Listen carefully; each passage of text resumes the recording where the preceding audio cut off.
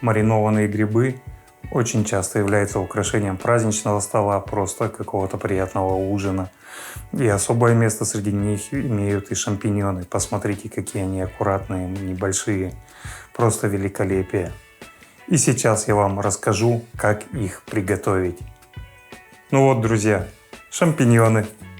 Самые доступные, мне кажется, грибы, которые можно всегда приобрести.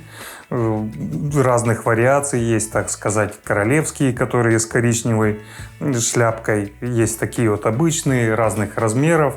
Я наткнулся на небольшие относительно грибы, и поэтому хочу показать вам мой рецепт, который уже служит мне больше 10 лет, это уже точно. Также многие мои знакомые уже годами пользуются этим рецептом. Они попробовали у меня, попросили рецепт, кое-кто добавил свои прелести. Но переходим непосредственно к приготовлению. То есть у нас будет маринад, мы будем готовить рассол. Будет то, что находится потом в рассоле, но не будет кипятиться. И сами грибы. У меня грибы не калиброванные, то есть попадаются иногда и вот такие вот большие, крупные. Их надо разрезать наполовину. Но это уже дело каждого. Может, кто-то и большой захочет приготовить. Эти шампиньоны можно отваривать, но я предпочитаю их обжаривать. Тогда получается еще лучше вкус. Вот один большой гриб у меня был. Этот тоже наполовину разделю.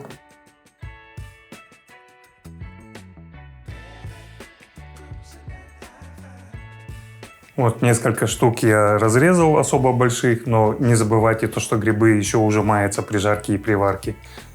То есть налил немного масла совсем, пару ложек, и сразу уже отправляю туда грибы. Кстати, подобным рецептом я делал шиитаке, получается тоже великолепно. Все граммовки будут в описании, то есть я дам весь расклад на полкилограмма грибов. У меня немного поменьше, поэтому особо не смотрите. Я взял такую вот емкость, она у меня достаточно уже давно, хорошо служит, местами уже пошарпалась, но ничего страшного. Здесь будет происходить само маринование, то есть туда, пока грибы еще только начинают обжариваться, я раздавлю чеснок, лук и половину болгарского перца. Нарежу все мелкими дольками, кусочками. Ну, сейчас я нарежу быстренько и покажу вам. Вот, посмотрите, это чеснок такими просто дольками, болгарский перец и мелким кубиком лук. Их сразу, то, что вы нарезали, можно сразу отправлять в емкость, где уже будет происходить само маринование. Пока грибы обжариваются, выпускают лишнюю влагу, получают румяную корочку. Я уже закончил с нарезкой овощей. И теперь перехожу к следующему этапу. То есть я вскипятил чайник, так будет проще. Где-то у меня тут были риски. Наливаю воды. Сразу отправляю смесь соли и сахара. 1 столовая ложка сахара и 1,5 столовые ложки соли. Тут у меня перец горошком, перец душистый, горчица и кориандр. Также сюда в рассол должен идти майоран. Но я в последнее время все чаще использую вот такие вот пакетики для салатов. То есть здесь уже смесь всяких трав. Отправляю все сюда. И ждем завершения обжарки. Это можно сразу немного размешать. Шампиньоны уже такие зарумянились, хорошие. Теперь я снимаю их и на их место ставлю кипятиться рассол. Рассол кипеть должен где-то от 3 до 5 минут максимум. Пока рассол начинает закипать, я перекладываю уже в емкость обжаренные грибы. Вот бульон проварился, снимаю его с плиты и даю немного остынуть, хотя бы градусов до 60-70. Тем временем хочу сказать важную вещь, обратиться к вам. Те люди, которые понравились мои ролики, которые ставят там лайки, подписываются, не забывайте про колокольчик. Потому что если вы только просто подписались, но не нажали на колокольчик, вам будет приходить выборочное оповещение. Если вы нажмете на колокольчик, то увидите 3 функции. Вернее, даже сказать 3 варианта, как работает колокольчик. То есть получать все оповещения, выборочные, либо не получать оповещения. Смотрите сами, хотите ли вы получать уведомления о всех выпущенных, тогда нажмите верхний, где около колокольчика таких много как бы звуковых волн выходит. Если хотите выборочно, то так и оставьте. Если хотите отключить, то нижний выбирайте.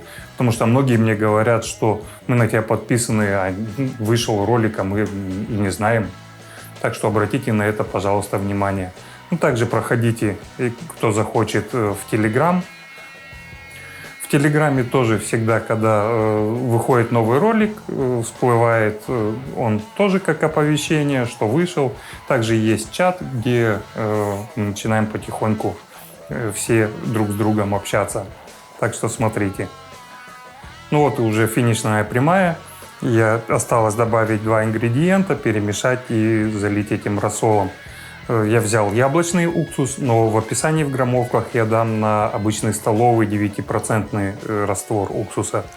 У меня 100 мл, я заливаю его сюда. Многие допускают ошибку, что начинают, когда делают рассол, добавлять в кипяток или в кипящую даже вообще. Это большая ошибка, потому что вся кислота при этом очень быстро начинает испаряться. И смысла тогда добавлять уксус просто нету. Также надо взять столовую ложку оливкового масла, добавить. Можно взять и растительное, но тут уж как вам выбирать. Я делаю всегда с оливковым. Размешать и залить это все дело.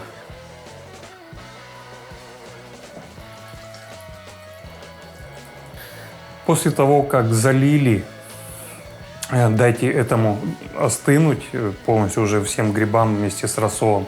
И потом часов на 12 уберите в холодильник. После этого можно кушать. Все, быстрый, очень четкий, невероятно простой маринад. Попробуйте обязательно. Ну а сейчас я вам покажу, как все выглядит.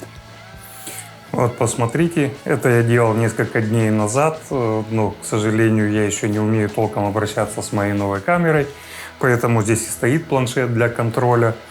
Вот, я использовал красный болгарский перец, тоже хорошо. Смотрите, какие аккуратные получаются грибочки. Сейчас я вам покажу. Смотрите только на эту прелесть. Вкус просто шикарный. Нету ни переизбытка, ни кислоты, ни соли, ни сахара. Просто великолепно. Попробуйте, серьезно вам говорю. Спасибо всем, кто досмотрел ролик до конца. Я желаю всем вам крепкого здоровья и всегда отменного аппетита. Рецепты у меня простые, каждый может повторить у себя.